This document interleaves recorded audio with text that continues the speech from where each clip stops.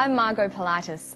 Welcome to Study English IELTS Preparation, where we look at the skills you'll need to write, read, speak and listen to formal academic English.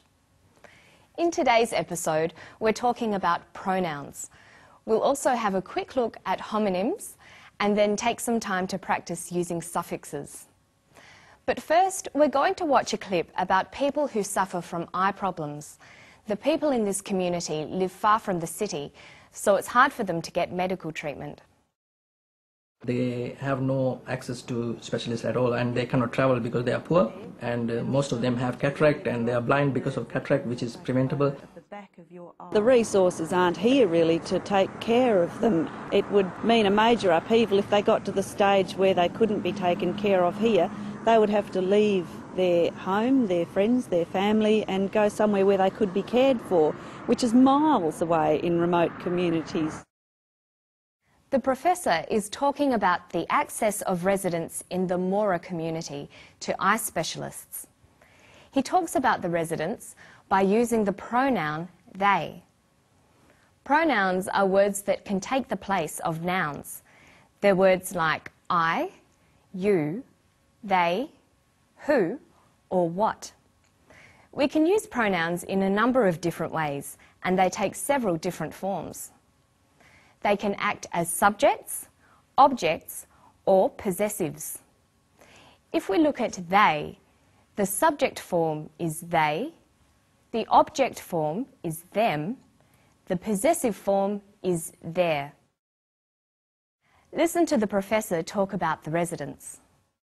They have no access to specialists at all, and they cannot travel because they are poor, and most of them have cataract and they are blind because of cataract, which is preventable. Here, they is used as the subject of the sentence. Did you notice that the subject and verb agree in number? They're both plural.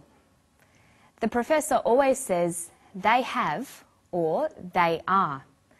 Let's listen to the clip once more. Most of them have cataract and they are blind. The resources aren't here really to take care of them. Both the speakers use the pronoun them after the preposition of. Most of them take care of them. Let's see how we can use them with other prepositions.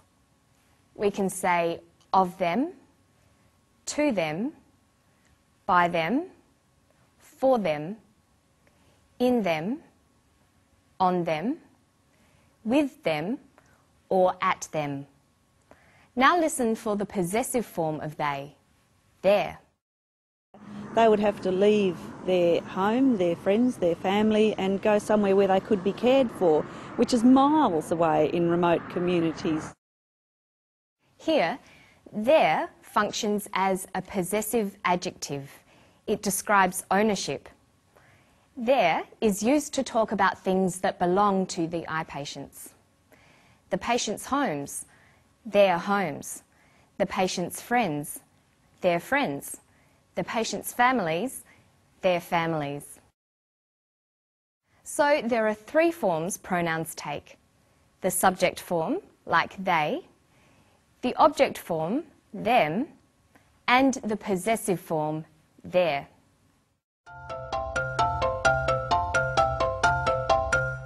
The word their is a homonym. Homonyms can be words that sound the same but have different meanings, like there, T-H-E-I-R, and there, T-H-E-R-E. Julie is talking about their home, their friends, their family. Is that T-H-E-I-R or T-H-E-R-E? We know from the context that she is talking about ownership, who the friends, home and family belong to. So we know which spelling of their she is using, T-H-E-I-R. Their friends, their home, their family. Another example of a set of homonyms is H-E-R-E and H-E-A-R.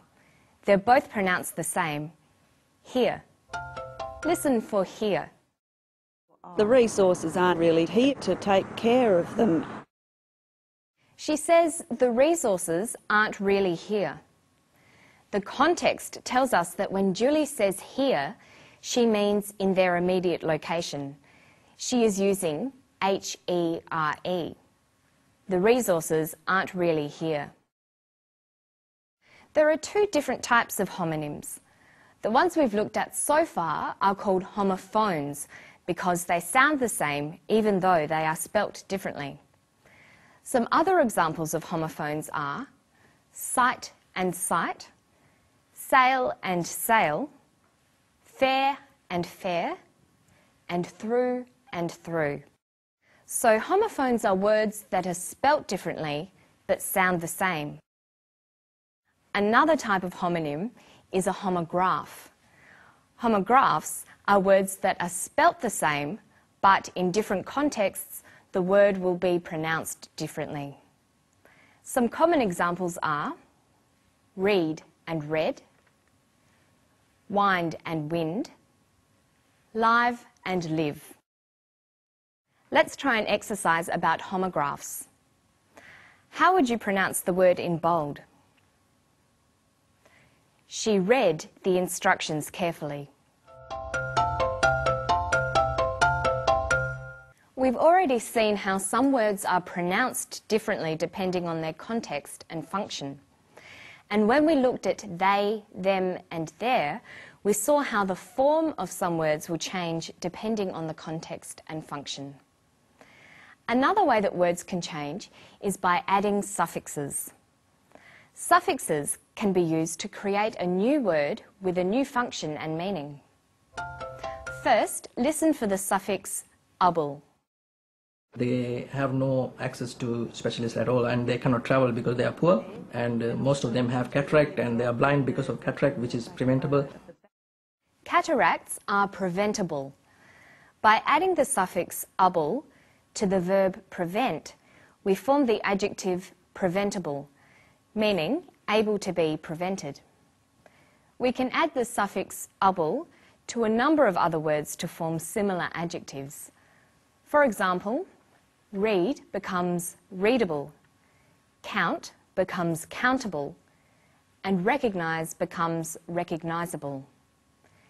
There are many other common suffixes in English. Learning suffixes is a quick way to expand your vocabulary. Let's take a look at two other common suffixes, ist and ism. We can use ist when we talk about the people who do certain jobs. So you could be a journalist, a chemist, a geologist, or a psychologist. We use the suffix ism to talk about beliefs, ideologies, or movements. For example, Buddhism, modernism, realism, or Marxism. And the people who believe these ideas can sometimes be described by adding the ist suffix. So we get Buddhist, modernist, realist, or Marxist. So let's take a look back over what we've learned today. We've looked at how words change according to their function and context. First, we've looked at pronouns and the different forms they take: subject, object, and possessive. Then we talked about homonyms and the two different sorts, homophones and homographs. And we finished today with a few different suffixes: able, ism, and ist. If you'd like to spend more time on any of these topics, have a look at the Study English website. It's at abcasiapacific.com/studyenglish. That's all for today. I'll see you next time for more Study English IELTS preparation. Bye-bye.